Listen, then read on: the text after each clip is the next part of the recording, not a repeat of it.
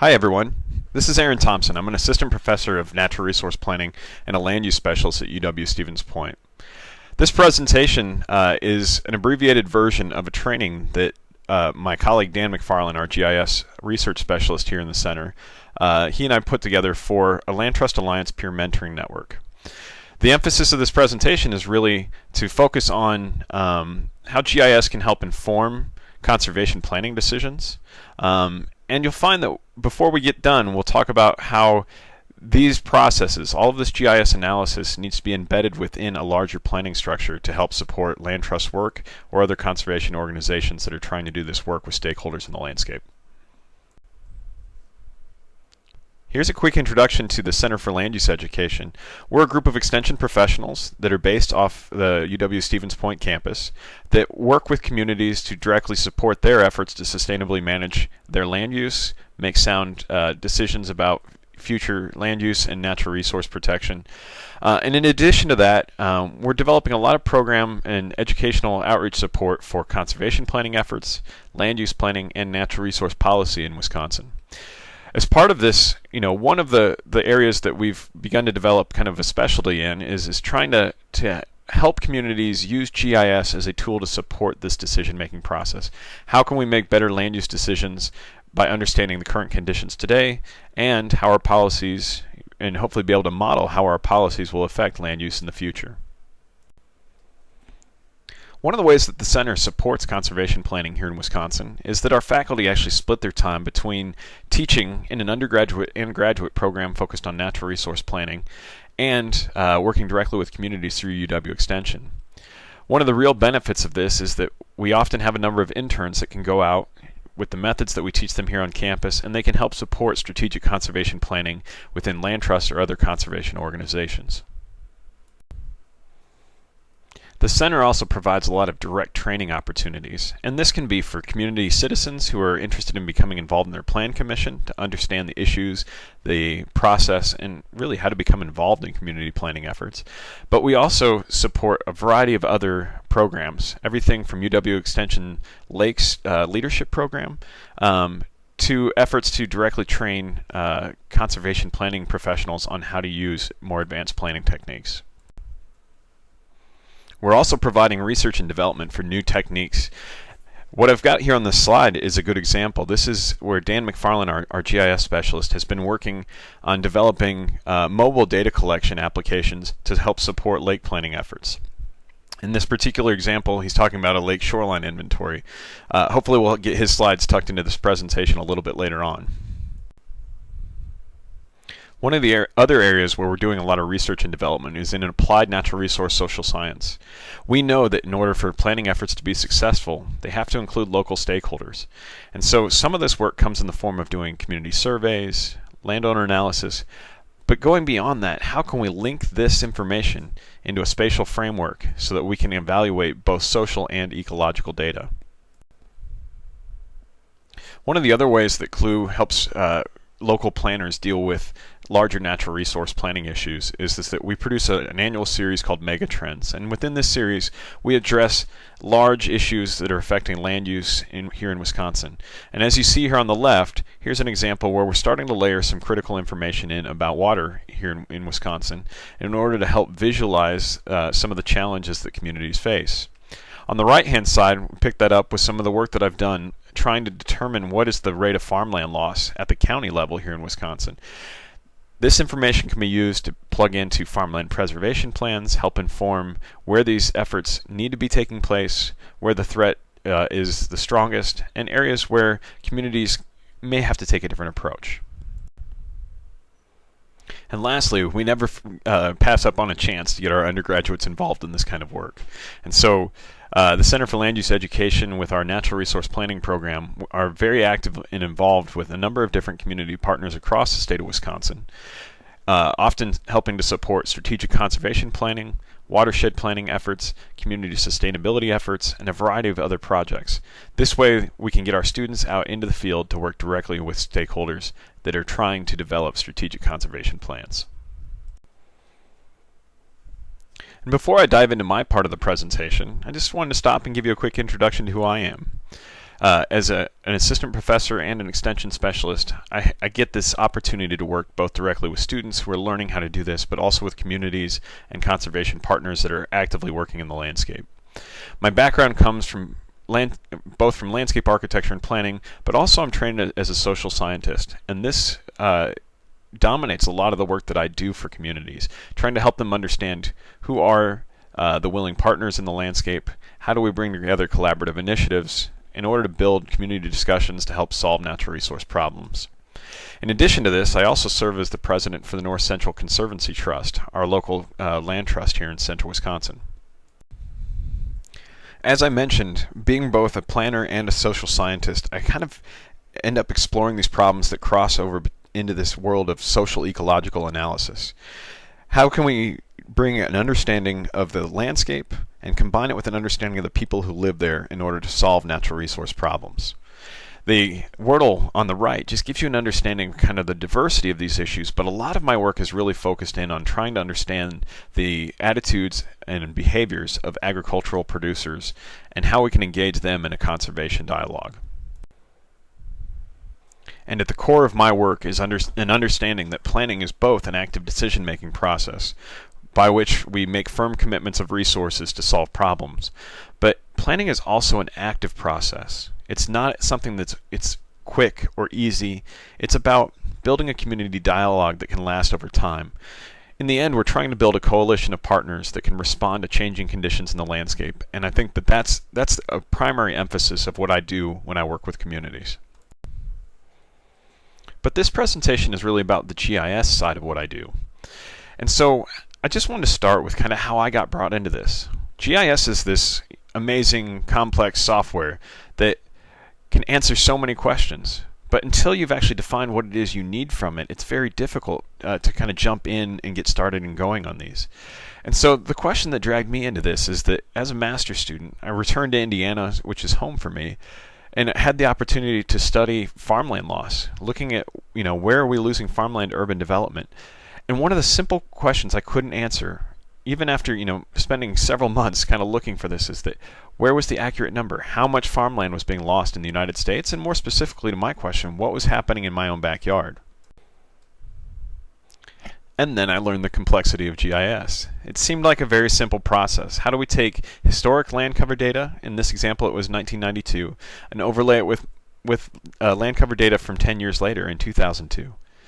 Well, that seems like such a simple process, but the reality of it is that it takes time to know the limitations of the data, to understand the assumptions you have to make and spell them out in a way, to correct for errors, and work your way through this process. But while doing this, I learned the power of GIS and spatial analysis, and I also learned that this is a series of methods, and it takes time and it takes training in order to understand how to use them properly. And just to share the result really quickly, what we really learned is that farmland was being converted to developed uses very quickly between 1992 and 2002. Now we know because of what happened kind of with the recession that this slowed down shortly after 2002. But what we absolutely saw here was we saw more than 1 million acres lost in these two states over that 10-year period. Just think of the scale of landscape change that's occurring based on this trend from land that was farmland to land that is now developed. Going beyond just farmland loss to talking more broadly about conservation in the agricultural landscape, this is really where my work has progressed into. How do we work with farmers in this landscape? Well, there's certainly this understanding of this problem that part of what we have to get our arms around is that conservation efforts in the ag landscape are largely a spatial problem, and we haven't always treated it this way. Pete Nowak, who's now a emeritus faculty member from UW-Madison, actually described how we do this work in the ag landscape as a shotgun approach, meaning step back from a map, pull the trigger on a shotgun, and wherever the pellets fall, that's about as sophisticated as we're using spatial problem solving.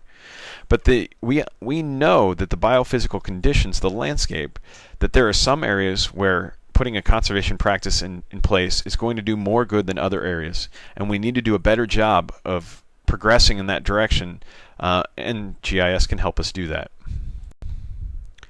And some of those factors that we're missing right now is that if we're trying to address erosion problems. Maybe we should be focusing our time, our attention, and our money on those areas that have highly erodible characteristics, right? If we're trying to achieve kind of multifunctional benefits of the ag landscape where we not only protect water quality, but we also have an opportunity to connect wildlife habitat together, then maybe we should be putting our emphasis there. But the bigger picture of what's going on here is that we can do a better job, and that involves spatial problem solving. I wanted to present just a quick example of what this could look like. What's going to follow are about 10 slides that progress very rapidly through an analysis that was done by one of my undergraduate research assistants. This was to help support the work of a land trust, the land trust that I'm involved with actually, to figure out where to prioritize properties, or how to prioritize properties for conservation. And so I'm just going to show you. It's a very simple GIS overlay analysis, and we'll walk through it step by step. The analysis begins with looking at existing land cover data and at the pattern of parcel ownership. We then look at existing protected lands, both state lands, locally protected lands, and existing easements. We add in some information about water resources, those parcels that are near lakes and near streams. We then were able to take a look at the forest, and this particular analysis was performed with a spatial fragmentation toolbox that was developed by the University of Connecticut Center for Land Use Education and Research. And this analysis helps us understand not just where forests are, but also where are the large, intact, core forested areas. We then summarize those results and use the overlay of all of these different layers to arrive at priority parcels. Again, in this particular analysis, we are able to identify 44 different parcels that met the different criteria that the Land Trust has developed for selecting lands for conservation. There are many different ways to conduct this analysis, and the overlay progression that I presented here is fairly straightforward. Weighting schemes, adjusting for other priorities, incorporating community comprehensive planning into this process are all other facets that could be included. But moving beyond just simple priority parcel analysis, conservation planning also requires that we balance the multiple demands that we as citizens, as landowners, as communities place upon these properties. And so there is a much bigger question at play here, understanding whose priorities matter. Well, as I note here on this slide, this question speaks directly to why we have to participate in a longer, more comprehensive planning process, because there are no simple answers to this big question. But if we understand that why we would engage in such an activity is about improving conditions on the ground or addressing problems that we know exist, that means that we're trying to make some kind of change from what we see either now in terms of the trends or now in terms of what we see on the landscape. And in order to achieve that, we have to understand that this is going to be influenced by a wider range of stakeholders. Those who are responsible for implementing our plans, those who are affected by our actions, and others with a stake in the community. This is a really important part of the process, and it's one that we have to do a better job of engaging a broader coalition in determining conservation priorities for the landscapes that we're working in. Because at the end of the day, it all boils down to this simple quote here at the bottom. Those stakeholders who have a hand in shaping the plans, in making the decisions, in being part of the process of deciding what land gets protected, are more likely to support our efforts than those who've been left out or excluded from this process. Which brings me to an example. Over the last 5 years, I've been doing a lot of work on grassland management here in central Wisconsin. And there's one species in particular that gets a lot of attention here I'll introduce in just a second. But just to give you an idea, this is a long-term management process. Realistically, there's more than 70 years of active conservation to try and save the grassland habitat here in central Wisconsin.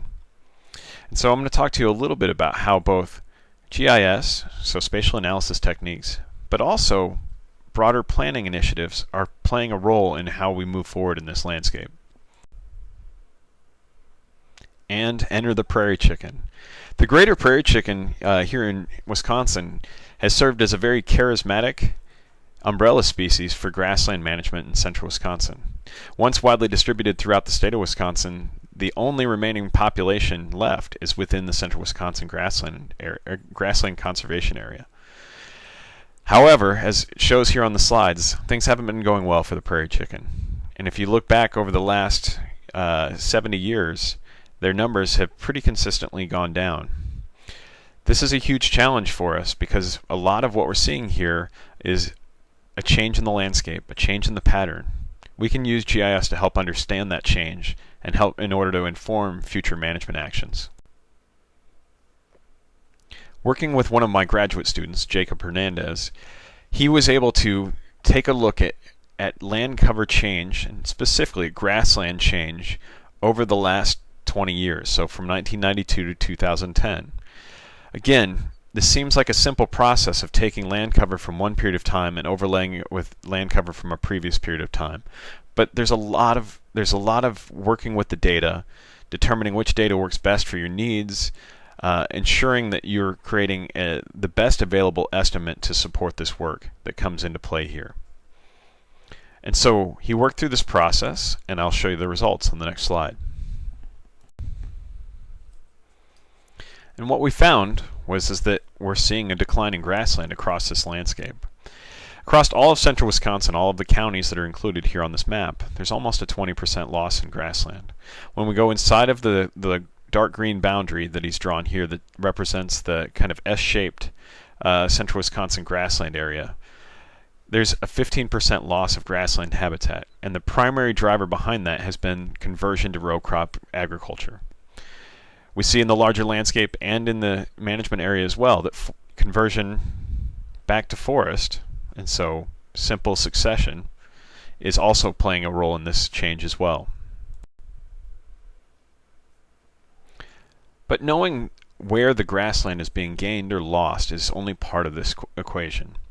We also know that conservation planning requires social science, because what we're often missing is an understanding of the attitudes, priorities, and behaviors of those who actually live and own the properties that are part of this matrix of lands that we're trying to manage. We know that landowner attitudes also have an inherent spatial component. Farmers who own not just the farmstead, but own hundreds of acres spread out over a town or multiple towns within a county, in some cases even going well beyond that. Certainly there's a spatial problem to be solved in there. They're making the management decisions. They are the ones that their opinions will drive whether or not they will or won't support our conservation efforts, and we need more information about them. And so what this means is that strategic conservation planning, if we're going to target our limited resources to solve the problems that we're facing, we need an understanding both of the ecological conditions, the landscape we work in, but also of the social conditions, so the social component or the social landscape, and for that we need to be doing the type of human dimension analysis that can help inform this work. Because ideally, we'd like to be able to take an understanding of where the ecological lands are that we're targeting. So in this map you can see the greens, both the dark and the light green, are forested areas. And if we're going to protect riparian forest in this particular county example, we also want to understand where are those landowners who are our willing partners, those that share our conservation mission and or are willing to support us in our efforts over the longer term.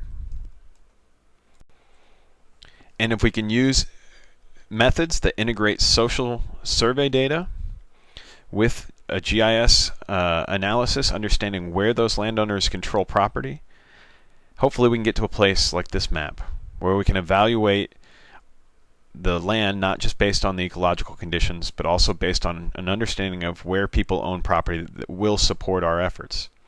Now, understanding that there are definitely those landowners within this landscape, and I could light this up in a very different direction, of those that don't support our efforts, that don't want to be involved in this, and that's important as well.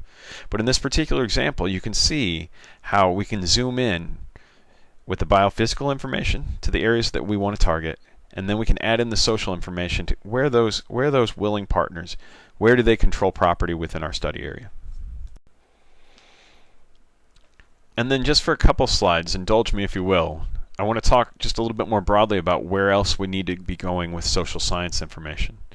It's not just enough to know what someone's priorities are, because we still have to engage them in a process. So how do we bring rural landowners into this decision-making process? A lot of my work right now is looking at what are the models, the approaches that rural landowners are most likely to respond to participate in these efforts. Because these results can really inform how we need to be proceeding. How do we, as conservation organizations, land trusts, or government agencies, how do we bring rural landowners in and respect the contribution that they make to our planning process, to understanding their priorities and figuring out how we can make their priorities our priorities and still achieve the conservation mission we set out to go after? A lot of this comes back to, it's about planning.